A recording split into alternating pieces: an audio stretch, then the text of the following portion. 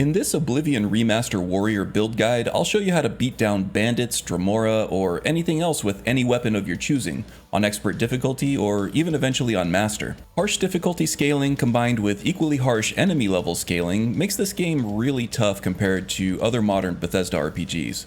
Add to that the potential to severely gimp your character if you handle skill and level progressions incorrectly, and you have a recipe for disaster in the late game. But this guide will arm you with the build strats you'll need to keep your warrior viable through an entire playthrough without having to lower the difficulty. Also, this is a vanilla build guide requiring no mods, but if you have any suggestions for mods that would enhance a warrior playthrough in this game, please do let me know in the comments below.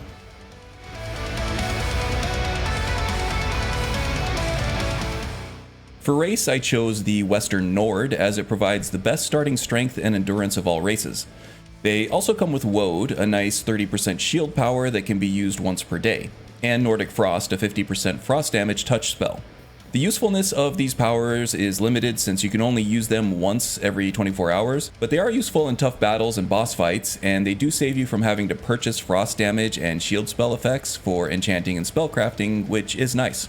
I wanted to play a human character for this playthrough, but if you don't care how your character looks, orcs are always great for warrior builds. You'll want to take Stronghold Orc for the willpower bonus, which will net you some more fatigue for attacking, blocking, and sprinting.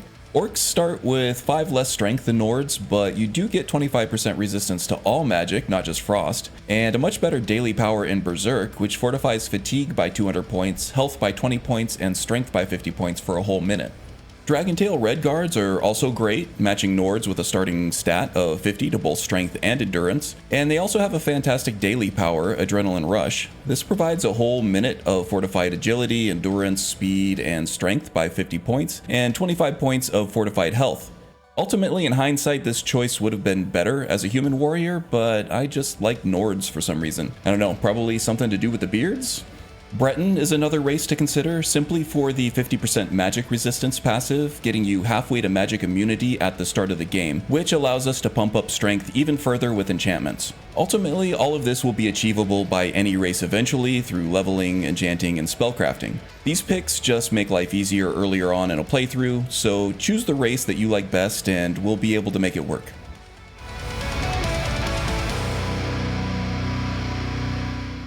For class, you might be tempted to take the built-in warrior class, but I would urge you not to. The main issue is that the canned warrior class includes 3 offensive skills in blade, blunt, and hand-to-hand. If you try to level all of these simultaneously, your offensive output will end up far underpowered to what your enemies are doing at your level, breaking your build and forcing you to turn the difficulty level down, which feels really crappy dozens of hours into a playthrough. So I chose a custom class with these major skills: Blunt, Block, Heavy Armor, Armorer, Alchemy, Alteration, and Restoration. For the lone offensive skill, I chose Blunt over Blade for a couple of reasons. First, the shield effect you get with power attacks is really nice in the early and mid game before you reach the armor cap with your gear. This is even more important if you're leveling this build on expert difficulty. The other reason is that unlike Skyrim, war axes in this game have a faster attack speed than longswords. This allows you to apply stacking enchantments at a faster pace, which will ultimately be our primary means of offense. The faster one-handed weapons will be more efficient for this build, but any two-handed weapon will work too. Hand-to-hand can be effective, but it's more of a specialty build, so I'd avoid that for a more general warrior playthrough. You'll also probably want to avoid daggers and short swords here too, as they scale off of agility, not strength, and is not initially one of our primary attributes. In the endgame, once you have access to powerful enchantments, you can begin leveling with other melee skills with no issue. But early and mid-game, you definitely want to pick either Blade or Blunt and stick with it. Block is great, not only for damage reduction, but it also gives you access to the Shield Bash, which is new in this remaster. At block level 75, by holding the block button and hitting the attack button, you can now perform a Shield Bash. It's quick, causes a stagger, and its damage scales with strength beyond level 100, which is unique to all damage output skills.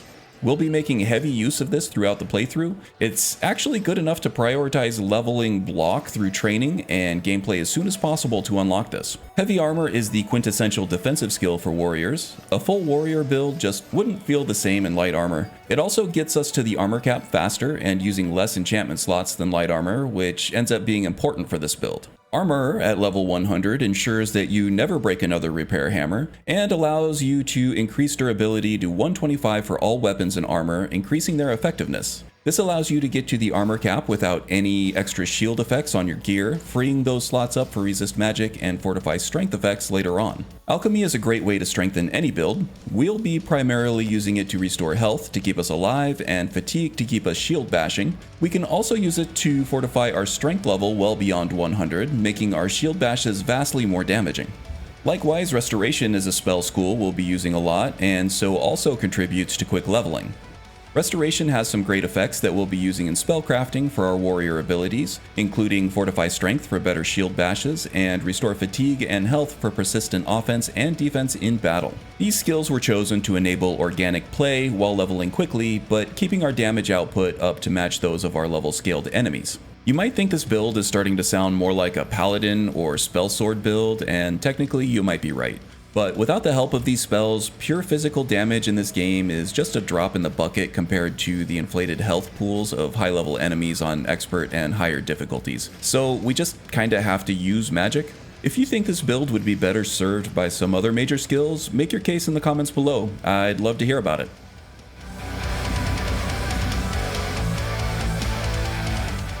For Birthsign, I chose the Lord, which gives a passive and permanent 15 points of armor rating and 15% magic resistance. These are nice defensive boosts early in the game, but later in the game they allow us to repurpose the enchantment slots on our gear for more offense. More on that later. You might also be tempted to go with the Warrior sign here. It does give a nice boost to our primary attributes of endurance and strength, which is helpful very early in the game, but with the remaster's new leveling system, we'll have both of these capped at 100 in no time. So I'd advise against taking the Warrior sign. You can take any other sign you'd like for gameplay or roleplay flavor, but the build will still be viable later in the game. Just not quite optimal. But I do think the Lord sign here is the best choice for this build.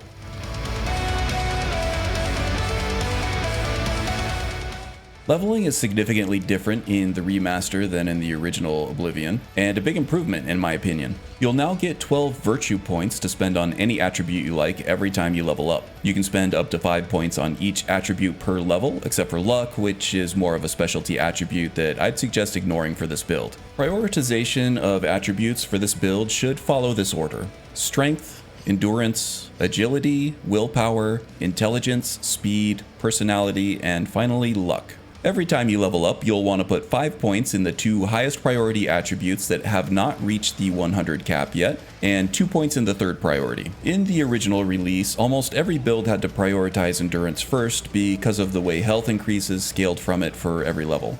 But in the remaster, these health increases are calculated retroactively, so it doesn't matter when you max out the attribute.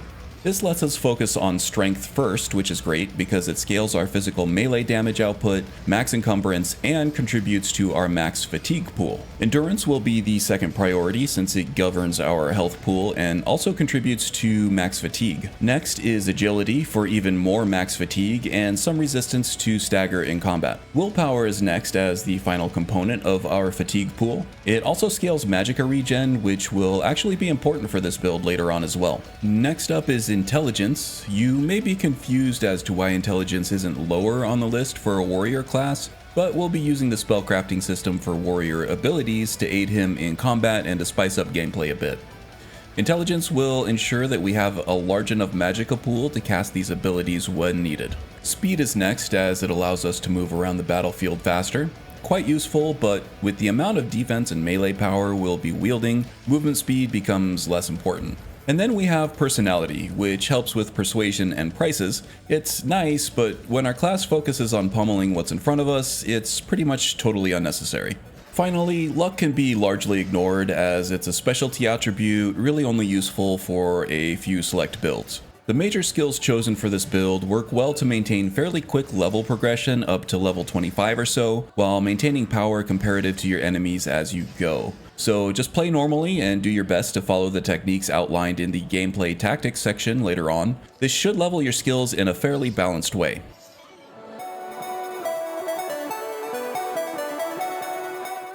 Okay, let's talk about gear. Enchanting is important for this build and pretty much every other build in Oblivion. You'll need it for spellcrafting as well, so typically you'll want to prioritize the Mages Guild questline early to unlock this as soon as possible. You'll need to complete quests for all guild chapters and all holds, so get on this right away. Once you have access to the college in the Imperial City, you'll have access to the enchanting and spellcrafting stations inside. With that said, let's talk about our weapon first. As mentioned earlier, war axes are the fastest strength scaled weapons in the game, so those are your ideal choice here. Also, I just like axes. I don't know why, maybe another beard thing. Longswords and maces also work well, but attack slower, meaning less enchantment applications per second, meaning much less damage per second overall. It's not enough of a slowdown to make the game much more difficult, but optimally, you'll want to use the faster weapon. I'd advise against daggers and short swords even if they attack much quicker. The reason being is that their damage scales off of agility in this game instead of strength, and strength gives us so much more utility in this build than agility does that you'll be better off without them at least for a while. Plus, playing a badass warrior just doesn't feel right wielding a puny knife, right? Regardless of your weapon choice, the enchantment recipe will stay pretty much the same all the way through. You'll want to use these effects in this order for every weapon. Soul Trap, 1 second. Absorb Fatigue, 1 second. Shock damage, 1 second. Fire or frost damage, 1 second. Weakness to shock, 3 seconds. Weakness to fire or frost, 3 seconds. Weakness to magic, 3 seconds. Again, order is important here since having weakness to magic at the bottom causes a stacking multiplicative snowball effect with the other elemental weakness effects, resulting in your elemental damage doing insane damage after a couple of hits. You'll want to get all weakness effects up to 100% as the first priority. Then inch the magnitude up for absorb fatigue, shock damage, and fire or frost damage little by little until you have at least 10 charges for the size of soul gem you're using. When an enemy dies, this will charge a soul gem, ideally Azura's Star, allowing you to recharge your weapon frequently in the heat of battle. You can even hotkey Azura's Star to avoid leaving the flow of battle. Make sure you buy all the soul gems you can afford, and prioritize killing creatures and summons to keep your weapons charged before you finish off the human enemies, which won't recharge the star. Okay, with the weapon handled, let's move on to armor. While you can enchant armor in the same way you do weapons, you only get 1 enchantment per piece. So you'll need to be more selective about which effect goes into which slot. And at level 17, you start finding Transcendent Sigil Stones, which can be used to apply effects that are even stronger than what Grand Soul Gems can provide. So ideally, you'll want to use these Sigil Stones to enchant your gear instead of doing it the standard way. Unfortunately, this means saves coming each time you close a gate to get the effect you're looking for. It's not ideal, but the faster you get the stones you're looking for, the faster you don't have to worry about it anymore. That said, I managed to use these Transcendent Sigil Stones to enchant all my gear, and I didn't feel too worse for wear for all the saves coming. Oblivion is not like Skyrim in that you can put any defensive effect on any piece of armor or jewelry. There aren't any effects that are designed for specific slots only. That makes it a little easier to put together. Earlier on, before my armor alone could get me to the 85 armor cap, I prioritized stones with shield effects on them, which combined with the Lord sign and alteration spells got me to the armor cap. Next priority was resist magic stones. 4 items with 20% resistance to magic in combination with the extra 15% passive resist magic effect from the Lord sign got me to 95% magic resistance. 1 more 5% resist magic spell effect made me immune. At the end of the main quest, you obtain a mundane ring, which has a 50% resist magic effect along with a 35% reflect spell effect. This allowed me to use Fortify Strength instead on an additional piece. In the late game, I obtained a full set of Daedric armor that, when upgraded with the repair hammer, provided the armor cap on its own. This freed up all the slots that previously had shield effects and allowed me to put Fortify Strength effects on them instead. This helped a ton with physical damage output with the Shield Bash, which scales with strength beyond level 100, but also greatly expanded max encumbrance, which was really helpful in long dungeon runs. So, in summary, before you reach the armor cap with armor alone, prioritize shield and resist magic effects with your sigil stones. Then, when the armor cap is achieved with armor alone, switch out those shield effects for Fortify Strength.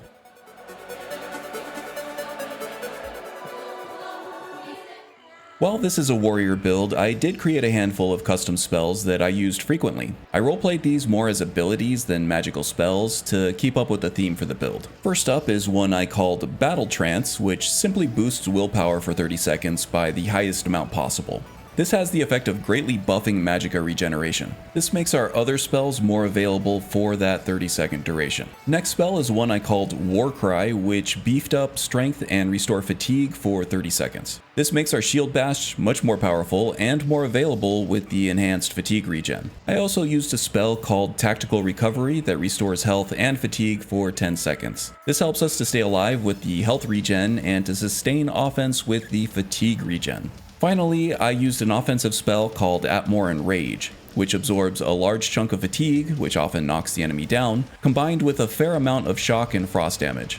This is useful for when your fatigue pool has been depleted and when fighting enemies that are immune to physical damage. It also combos nicely with the stacking weakness effects from your weapon, resulting in a huge chunk of damage when performed in quick enough succession.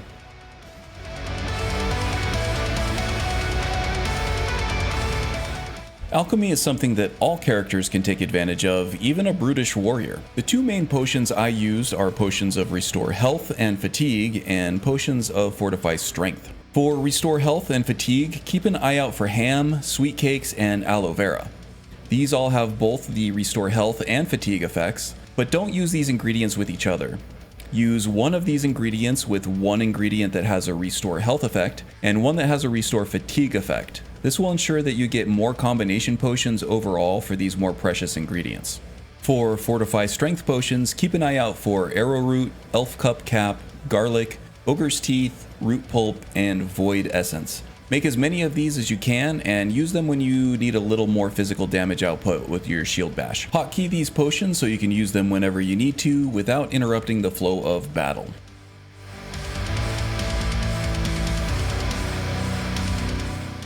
Now let's talk about gameplay tactics. I start every battle with the Battle Trance spell outlined earlier in the spells section. This will boost our magicka regen, so our spells will be more available throughout the fight. Next, depending on the enemy we're fighting, I'll cast either Warcry or Tactical Recovery. When the enemy is immune to physical damage, the boosted strength from Warcry is useless since our shield bash will be ineffective. Instead, I go with Tactical Recovery for the boosted health and fatigue regen. When the enemy is not immune to physical damage, I'll cast Warcry after Battle Trance to boost strength and fatigue regen, making for more powerful and frequent shield bashes. Then I defend and attack in a cycle that I'll outline shortly. This build will end up being immune to magic damage, so the only real concern is physical damage. This isn't even a big weakness, however, as we will obtain the armor cap fairly early on. However, this still leaves 15% of physical damage to get through.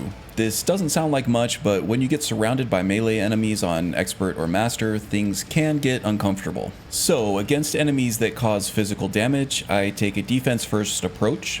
I'll block their attack, which typically causes a small stagger, and then I'll take this opportunity to deliver a damaging shield bash, which causes a bigger stagger. At this point, I can usually land 2 or 3 swings with the Enchanted War Axe and another nice chunk of damage. I follow this up immediately with Atmoran Rage, which typically will finish the enemy off after the stacking weakness effects from the weapon. If not, I raise the shield again, which may block an incoming attack, in which case a small stagger is caused and the cycle can start anew. If they are not attacking, I can fish for a more offensive shield bash. Against mage enemies and against enemies that are immune to physical damage, I transition to an offense first approach. We typically won't have to worry about taking damage with our magic immunity, and so putting the enemy down as fast as possible is the preferred approach. So just run right up to them, whack them in the face 3 times with your War Axe, and cast Atmoran Rage. If this doesn't kill them, just do it again.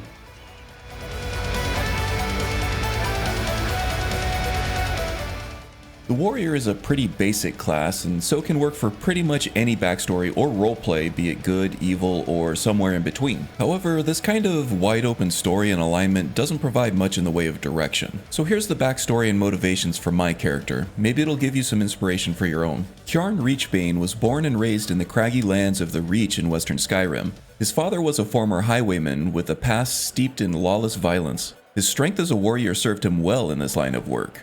Too well. The ringleader of his gang saw his potential and saw it as a threat. During a routine caravan raid, he betrayed Kjarn's father and left him for dead. One of the survivors, a kind and beautiful priestess of Mara, took pity on the wounded man.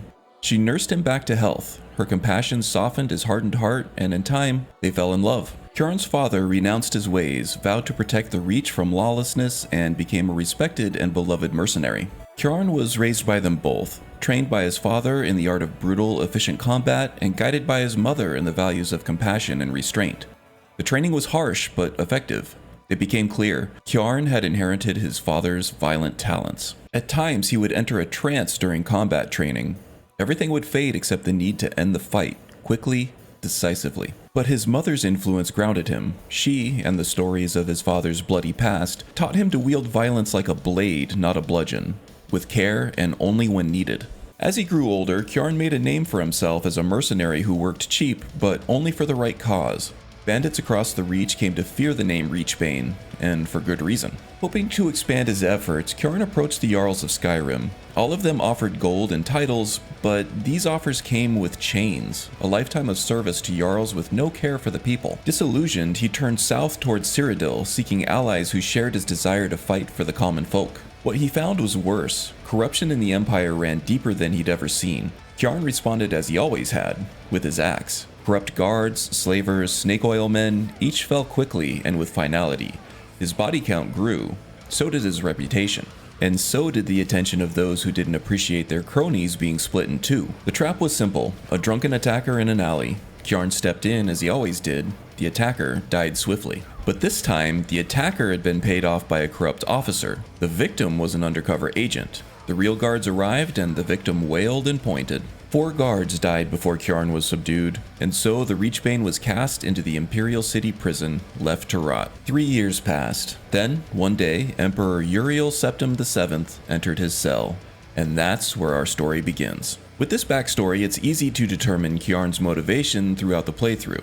He has a severe hatred for political corruption and anyone that would threaten the common folk. He is extremely violent and extremely formidable in battle, but since he knows he has no off switch for that, he is very judicious about who and what he targets with that aggression. So he will steadfastly protect and serve the common people of Cyrodiil and the just counts with people's best interests at heart. But once he determines the target of his violence, he extends no mercy and allows no negotiation. He fights until it is done. This enters into some very gray moral areas, but it certainly is welcome during Mehrunes Dagon's invasion of Mundus. So there you go, a full backstory complete with motivations and personality traits that allow you to be a hero, but also to focus on fun melee combat throughout the playthrough. Pro tip, it's even more fun if you listen to some heavy metal while you play. And so that does it for my first Oblivion Remaster build. I hope you found it useful, or at least entertaining. If you did, please consider liking the video and subscribing to the channel. If not, let me know in the comments any feedback you have so I can make the next one even better. And maybe let me know what kind of build you'd like to see next time. I'm thinking an agent build, but who knows? Okay, until next time, take care.